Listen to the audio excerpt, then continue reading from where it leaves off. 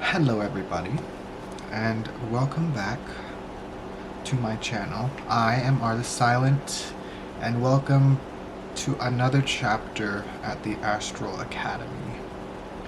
Today's topic, still in the form of familiars, and I could come up with more information about this topic, and I will go into more detail, and I have more freedom to talk about books on TikTok than I do on YouTube. So you can find me on TikTok as Are the Silent, but with two T's. I'm still working on that right now. Anyway, so today we're going to be talking about familiars who defect or decide not to listen to you. Now, I've only had one familiar do this. It was my very first one. He very strong-willed. It was a wolf. Oh man! So I had requested a familiar from a spirit, and I got this wolf, Zoran. He told me his name. It's not going to be like that for everybody, but I'm clairaudient, so he was able to tell me his name the minute that he came into conception, with the purpose of being a part of me, not so much serving me, but being a part of me. So here's the thing. They are wild in nature. All the ones that are animals, at least, I can pretty much say.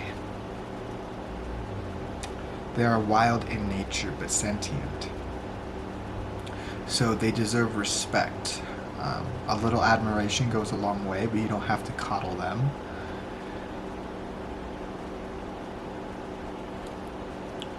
And perhaps feeding them every now and then would probably be a good thing to do for these beings. They are intelligent, strong, and very capable. However, the problem with familiars is when they defect, not only will they refuse to listen to you, they are bound to you. And if you are cruel to them, they can cause you a great deal of misfortune and harm.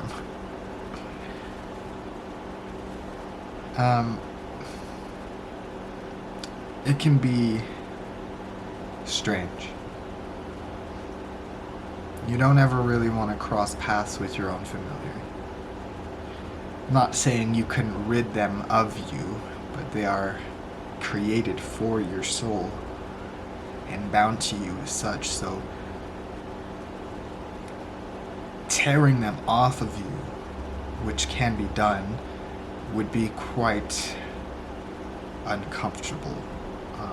Not that I've had any torn off of me, but as I have said in previous videos, since they are, since they are bound to you, a lot of other people cannot sense their presence because they assimilate to your energy.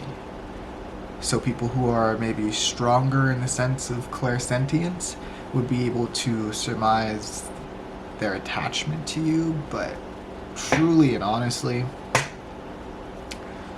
it would be a very difficult task to rip them out of your aura. So it's important to feed them, respect them, meaning don't talk down to them, don't demean them, don't treat them like they serve you, because they don't have to. And I'm not saying you have to walk on eggshells, but if it was your job to tend to somebody who's caring, or that you're caring for, like let's say you work in the health field, it would make the job much easier if they were nice to you, right? And in fact, since they are the solution to a lot of your problems in one aspect of your life, they are practically the medicine that can fix that aspect. So perhaps treat them as such. So what happened with my familiars, Ran, I didn't feed him enough. I forgot about him and I let him sit around.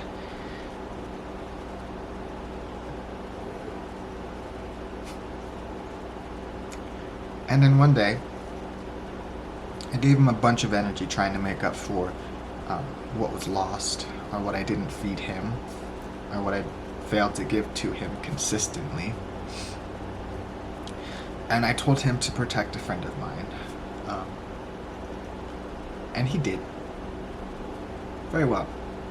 Because we could still communicate. He's a part of me.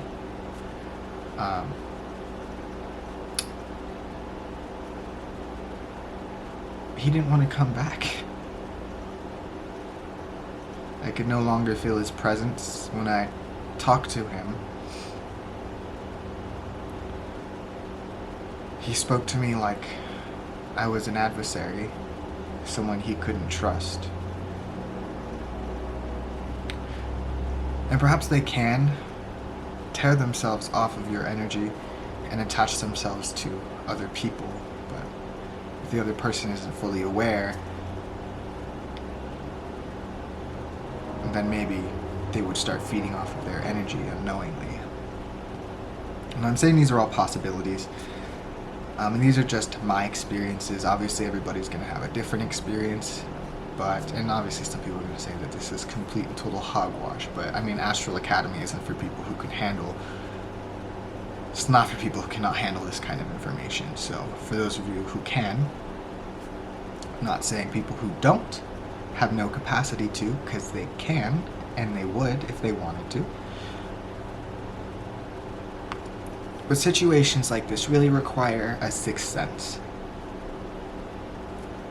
Using your magical abilities to communicate effectively, to feed these familiars, and your very human empathy to treat them properly and with respect. I think my situation could have been avoided if I simply just paid more attention to him. And since I did not pay attention to him, I did not value him, and he felt disrespected, so he left. And I tried everything I could to get him back. He did appear to me twice. The first time I talked to him, he was very upset and angry, and he basically yelled at me. And then he disappeared, of course, back to that person.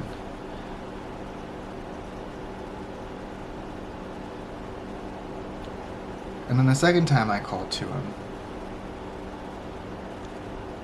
it was to give him back to the spirit that I requested him from.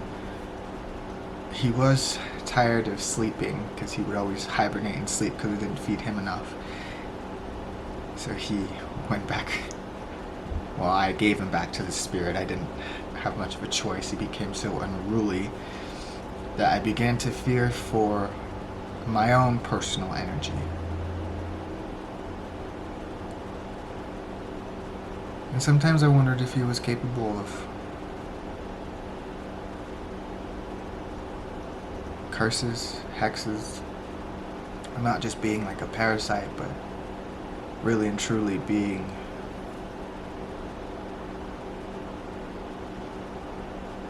a friend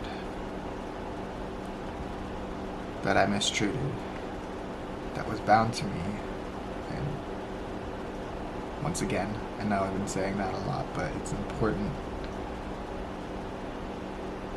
because they can cause a multitude of magical happenings. What you ask for that animal, whether it's in the sense of protection, love, charisma, they can turn that very thing that you ask them for against you. And if you ask them for protection, they may just simply attack you.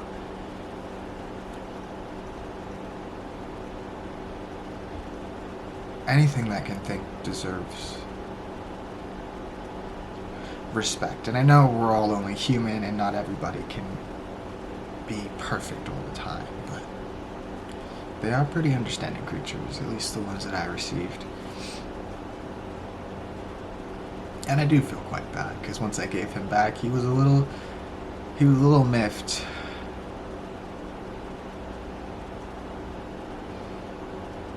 But I do believe he went to a place in which he could run around and have a lot of freedom. Somewhere in the forest is what I saw. There's a field and then there was a forest, and he seemed happier to run around and, you know, be a dog. I don't know.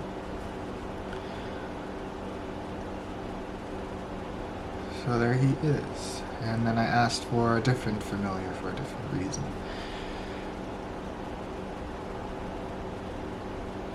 And it's wonderful. It is. And it's also wonderful when you treat people, animals, even insects, with the grain of decency.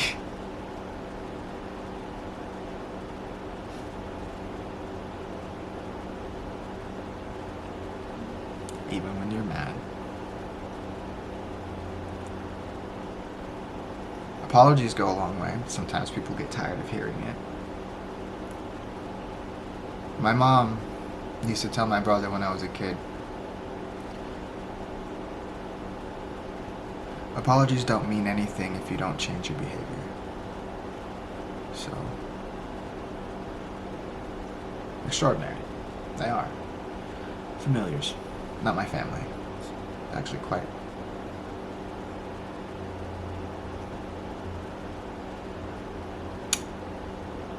interesting. Curious.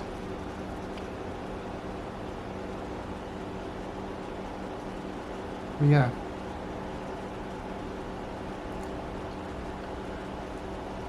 I think that's mainly it.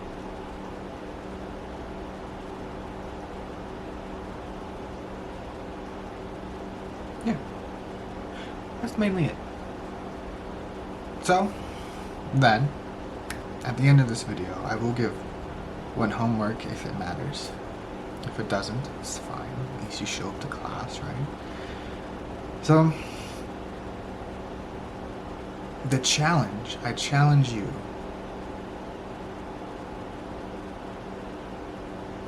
to respect one being. And I know some of you probably live alone or not around people, but it's not just about people. Animals deserve love. Don't deserve to be stuck in fences, stuck with plastic. You could even let a bee out of your house instead of killing it. That's an act of kindness. So, that's all I got for today. Next week, I got a couple of things here. Perhaps we can discuss healing magic or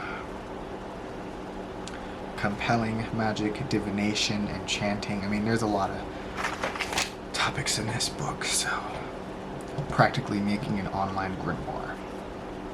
If you like this video, hit that thumbs up button. If you don't, and if you did like it, well, it would do me the favor of subscribing, right? Once again, you don't have to. So that is all I have for tonight. I hope everybody has a good start to the next year or cycle. Spring, summer, fall, the next cycle. So I hope you guys were safe with COVID. My girlfriend was not. She got COVID. And she's been here the last 4 days. Evidently, though, I'm fine. Yeah. Good night.